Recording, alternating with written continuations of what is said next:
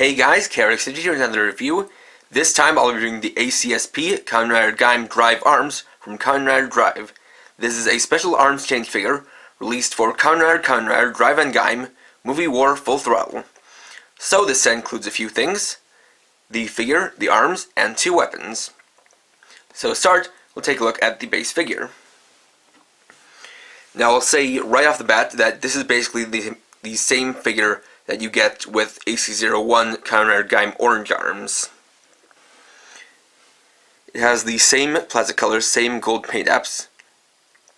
It has nearly the same Sengoku driver, with the Luxie's holder on one side, but without the Musa Saber holder on the other side, but still has the hole.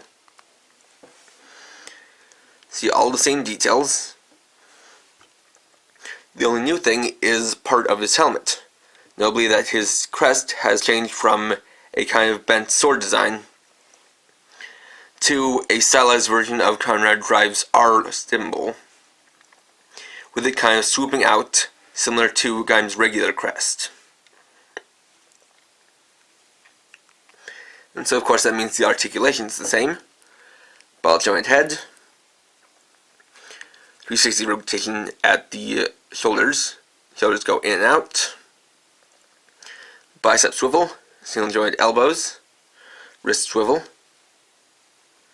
two separate finger joints,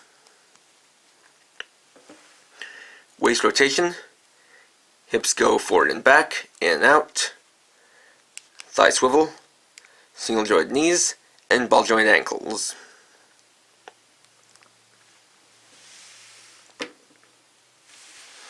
And so next we'll move on to the arms.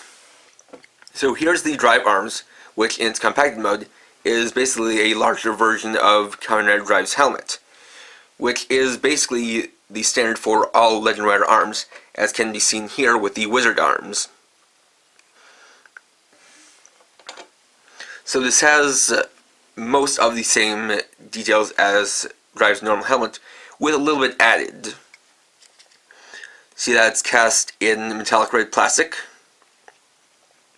with various paint apps, have the white racing stripes along the top, his symbol on the forehead.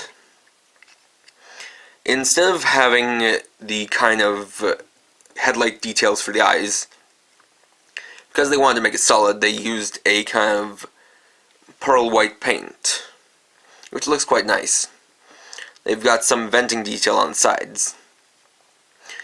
You also have all the mechanical details for his mouthpiece, as well as the various pipes, the taillights in the back, and the rear exhaust in the back. The new details here are these pipes that extend out of the side, and these are basically to cover up any gaps that could be created. As you can see here with Wizard arms, there are these two very large gaps here and here, but with this they're covered up.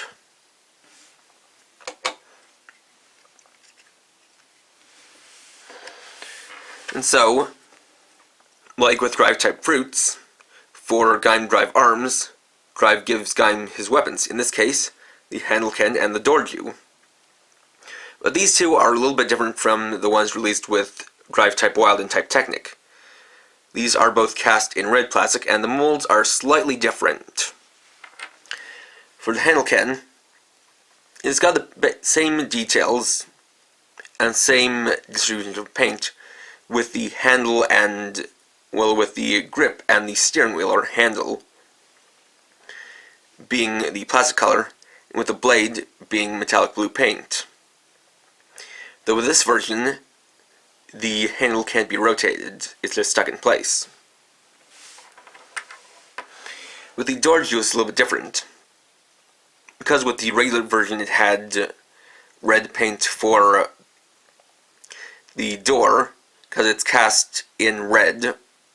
In this case, you have the whole thing of the bottom part being in the same red plastic, with metallic blue painted for the windshield, or the window.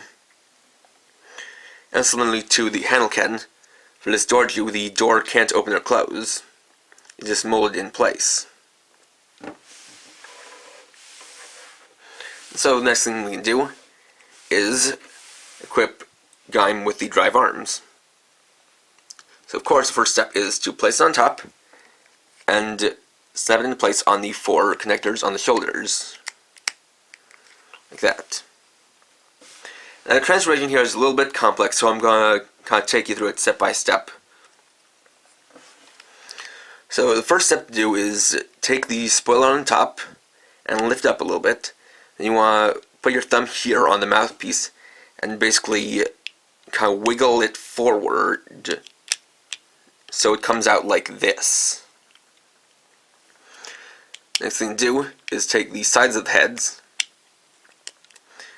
then fold them out like so.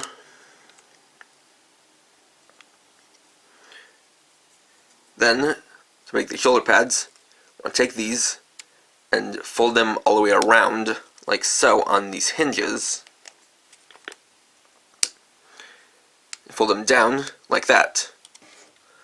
For the back piece, I'll take this part, lift it up, detach it from the helmet piece,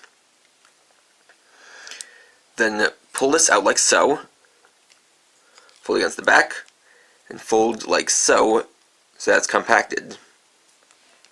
Then you get to the most complicated part, which is the chest plate. So for that, it involves a little bit of kind of tricky compacting. First thing to do is take this and fold it down until it's about here. Then take the spoiler and lower it down behind the head. Next, take it and fold this piece all the way down onto the chest.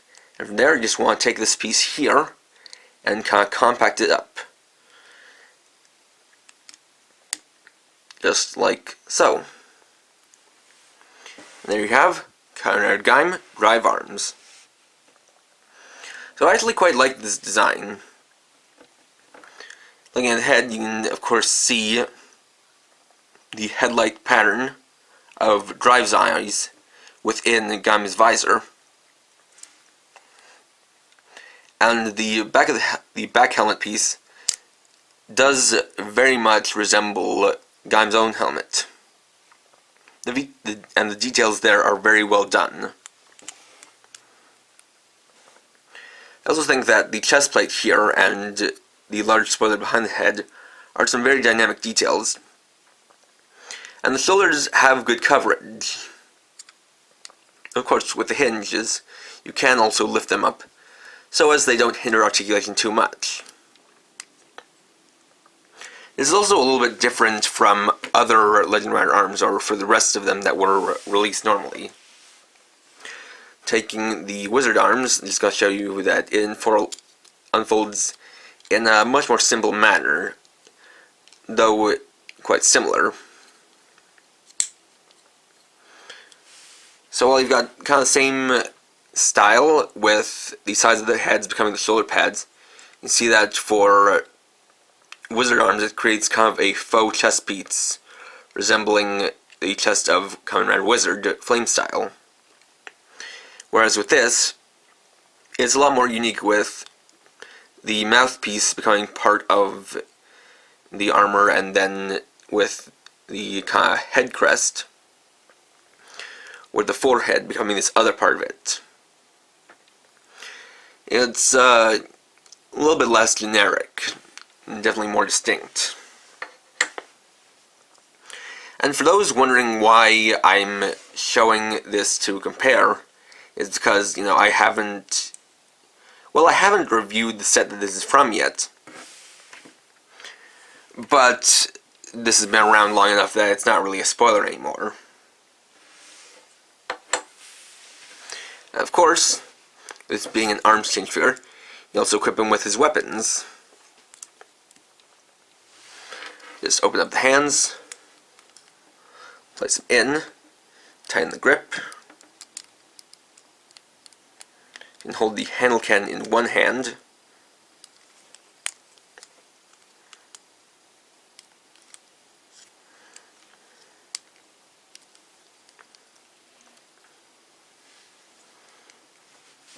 And the Dorju in the other.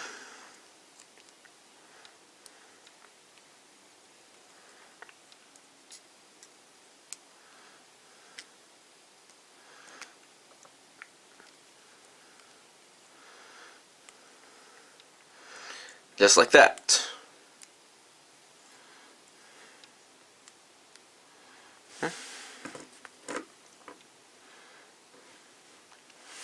And there you go. Overall, I think this is a great figure. It's kind of cool that, because Gaim got a new form in this most recent crossover movie, that they would make a retail release arms change figure for it. Because, typically once a Riders show ends, they usually don't make any more retail releases for the gimmick or the gimmick figures. It's actually pretty cool to see, and I definitely do like the way this is styled. It's, got some bulk to it, but not too much bulk. And it's very dynamic and very distinct. And also related to that, I'm going to before ending this review, I'm going to talk about something that I'm going to start doing in the future, or rather in the near future. Which is that, as you guys probably remember, a couple months back, or a few months back, I did a few arms change reviews. And then kind of stopped because of, the influx of new stuff that I was getting in. And I figured that if I keep going at this rate, I'm probably never going to get around to doing the rest of the arms change figures. So what I decided to do is that, starting after my next review, starting after my next review, I am going to start alternating between doing a new toy and an arms change figure until I am done with my arms change collection. And the reason why I say after my next review is because, this is technically a new item, it's also technically part of the arms change series. So, yeah, what I'm going to do is, after my next review, I'm going to, alternate between doing new item, then arms change figure, then new item, then arms change figure. And if I come to periods where I don't really have any new stuff in, then I'll do another arms change figure after, one after another, until I get some more stuff. And by doing this, I hope to, be able to get through my arms change collection within the next couple of months.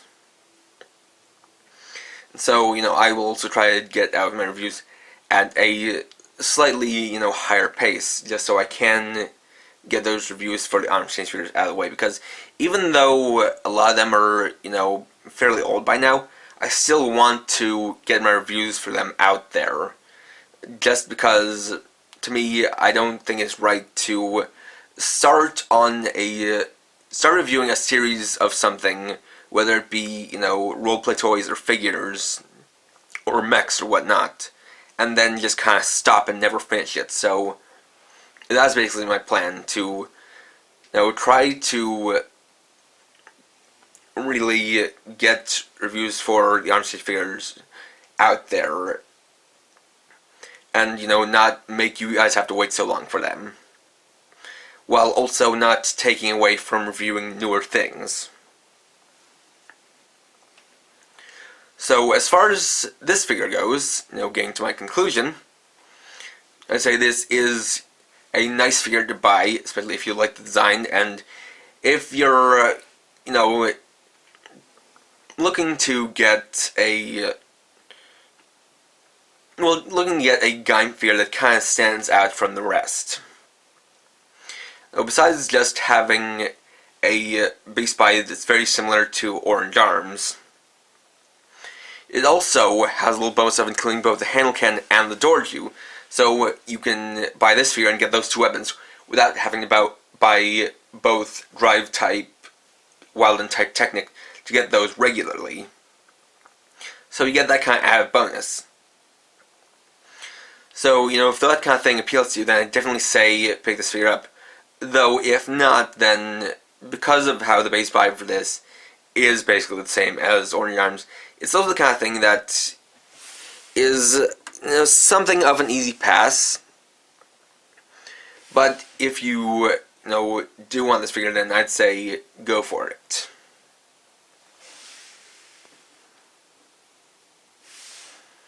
So, thanks for watching. Please rate, comment, subscribe, and check out my channel for more videos. And for now, this is KRX50, riding off.